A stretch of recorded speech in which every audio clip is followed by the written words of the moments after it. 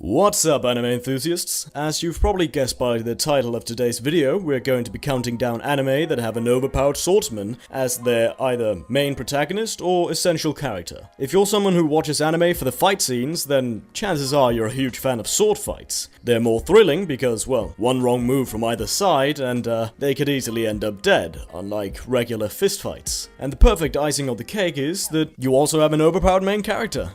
So sit back, relax, grab some popcorn or any other snacks, as we count down today's list of anime for you to watch. Little heads up, the list isn't in any particular order, so feel free to rank these in the comments down below.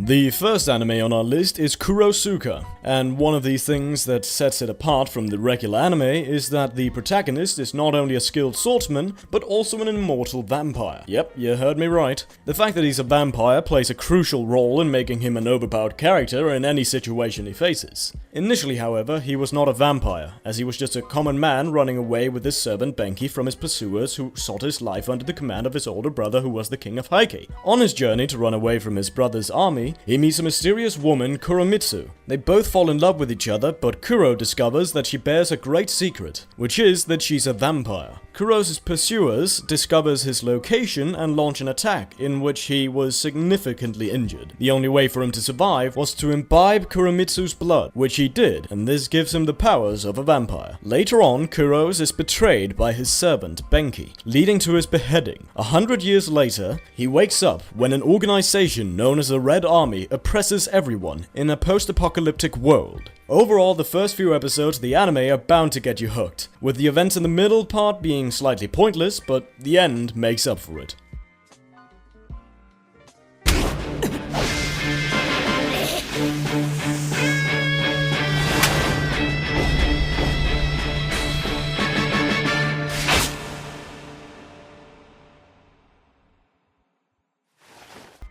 Coming up next on our list is an anime set in the early 19th century. It follows the story of the young 15-year-old Tetsuno Ichimura, who witnessed his parents' death at a young age, which fueled his desire to join the Shinsengumi army to get stronger and ultimately get his revenge. He also has an older brother named Tatsunosuke, who's a pacifist and has no desire to avenge his parents' death. As the older brother, he thinks he needs to carry on the wishes of his parents and ensure that his younger brother, Tetsuno, leads a peaceful life. Both of these brothers make a fun duo, as the older brother likes to reason and is very mature. In contrast, the younger brother is the exact opposite, as he acts impulsively without giving much thought about the consequences they might bring him. As the series progresses, our protagonist matures up. He frequently has to ask himself the question, should I become a killer and avenge my parents? Or is it better off living my life peacefully, as my parents would have wanted me to? His character development as the anime progresses is pretty decent. The animation of the anime is also pretty good, and the quality is maintained throughout the entire show. And surprisingly enough, the use of CG actually feels pretty decent, which makes this anime well worth your time.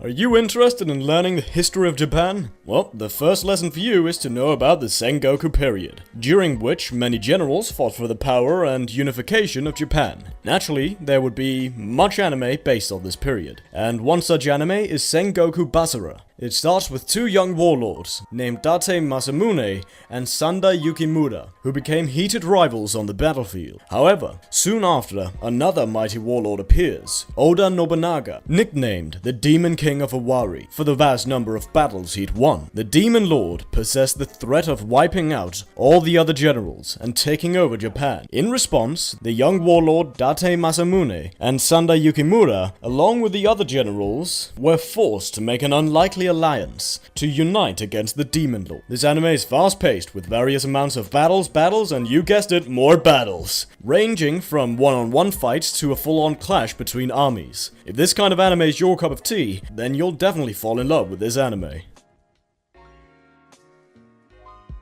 そうか。あいつは顔も覚えていないんだよな。兄貴。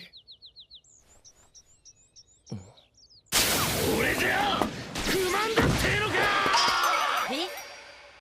And now we continue the history lesson, as we have another anime set in the 19th century, or to be more precise, 1868, during which the Meiji Restoration occurred. For those of you who are not familiar, it was when the practical imperial rule was restored in the Japanese Empire. Many rebelled against the system, and even after their imprisonment, they somehow broke out. To cope with this situation, the government had no choice but to make a massive prison in the middle of Lake Biwa. The three Kumu brothers were charged with transporting the prisoners to their final resting place, because the local police were too incompetent for the job. The major highlight of the show is not the political condition of Japan, instead it's the three brothers themselves. All three brothers were exciting characters, with the eldest being the most responsible and a parent-like figure to the younger ones. Soromaru was the middle brother, who was always trying to catch up with his elder brother, trying to prove himself. In contrast, the youngest was the most carefree and agile. The interaction between the brothers is a very wholesome thing to watch. When revealed, the primary villain is a pretty huge plot twist that you'll not see coming. It's foreshadowed in the initial episode multiple times, but trust me, it's gonna blow your mind when it happens. Although this anime is named Laughing Under the Cloud, it'll have some moments when you need a tissue. With all these qualities being said, this anime does deserve a spot on the list. まさか。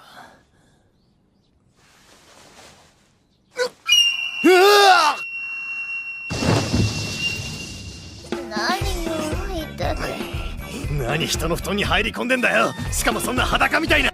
Up next, we have an anime known as Brave 10. It follows the story of Sanda Yukimura, who's in search of 10 brave and strong warriors who can help him change the course of history and bring an end to all the battles in this time, hence the name Brave 10. The story starts with a woman named Izanami, who's being chased by assassins, as she heads to meet with Yukimura. While she is being pursued, she meets an aimless man named Saiso Kirigakure, a masterclass ninja who saves her from the killers. Together, they both go to Yukimura and ask for his aid. Even though there are 10 brave warriors, the story usually revolves around these 3 main ones.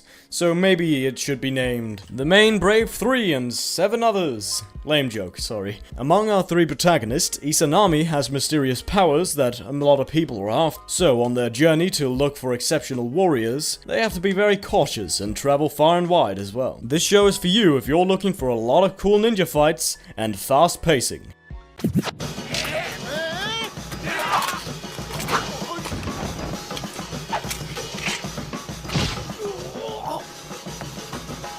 The next anime on our list is a reasonably popular one, which many of you were probably expecting. I'm of course talking about the anime Samurai Champloo. The story starts with a young and beautiful waitress, Fu, who's being abused by a samurai's band. In comes a man named Mugen, who saves her and ends up fighting a man named Jin, because apparently he seemed like a robust samurai. And he was right, as the fight ended without either of them landing a hit on each other. However, during their fight, they caused the death of Shibui, and their punishment was death. They were both set free with the help of Fu, and in return, however, she asked them to come along and help her find the mysterious samurai who smells of sunflowers. And in the end, they find him. The end. Okay. Before you press dislike on the video, to spoil the show isn't the critical point of the anime. If you think about it, the entire goal and plot of the anime is quite small and insignificant, because this show is not really about the destination, it's more about the journey.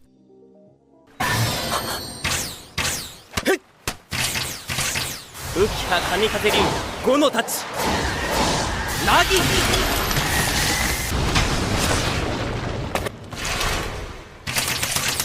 You know what we're missing from this list? A little bit of fan service, which is something that our next anime has. Now don't worry, fan service isn't the only trick this anime has to keep the viewers glued to the screen. There are also many other things about this anime that makes it worth your time. The story starts with a young man named Yoichi Karasuma, who's been training nearly his entire life with his father in the mountains. At the young age of 17, Yoichi had mastered everything there was to learn, so his father decided to send him to a dojo in the nearest city to keep training as a samurai and learn to live like an ordinary citizen as well. This anime is kind of a fun watch. It doesn't discuss any big themes, but every episode has some depth to it, from which the average viewer can learn a thing or two and apply it to real life. The rest of the anime doesn't need any description. I mean, it's a harem anime. You can guess the rest, can't you? 行っちゃった。どうしよう。ドキドキしてきた。やっぱり無理かも。恥ずかしい。なんて美味しい展開あるわけねえだろ、クラ！ The next anime on our list is so popular that some of you were probably waiting for its introduction every single time I began introducing a new anime on the list. Well, wait no more, for the next anime on our list is Gintama. Gintama starts in the feudal era of Japan with one huge fantasy aspect. Aliens out of nowhere begin attacking the earth to take it over. The samurais try to defend the planet bravely, but ultimately recognize that they were outgunned and surrendered. Many years later, it follows the story of Gintoki, a very odd samurai, who along with his friends is a freelancer. The service they provide is anything. Yep, they'll do anything to earn their bread. Oh, if you're wondering about the plot, well, there isn't really one, which ironically, in this case, makes it even more hilarious as a comedy anime. Unlike most anime trying their best to tell a story with the best character, Gintama tries to do the exact opposite. It makes the story as absurd and senseless as it can, and guess what? By doing that, it achieves comedy. Now, it doesn't have a grand plot, but there are many arcs, each with a subplot of its own. And boy, when things get serious, you begin to ask yourself, hold on, is this the same directionless anime I was watching a few episodes ago? When it comes down to it, the themes, the fights, the character developments are quite well done in this show, making a perfect watch.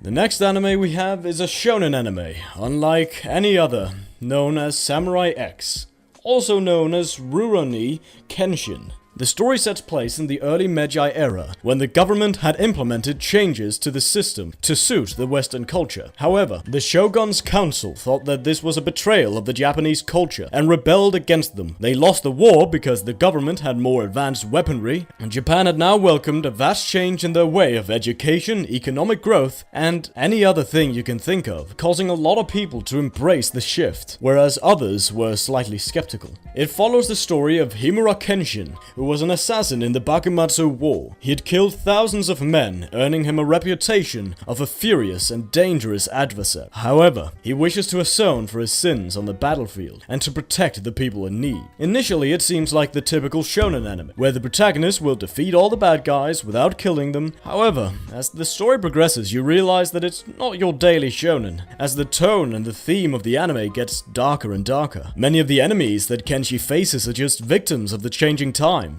making their evil motives more understandable and more human. Instead of a battle between right and wrong, this shonen anime discusses the complex political problem that resulted from changes implemented in the Meiji era. The anime addresses the gray area between right and wrong, unlike any other shonen, making it an anime worth watching.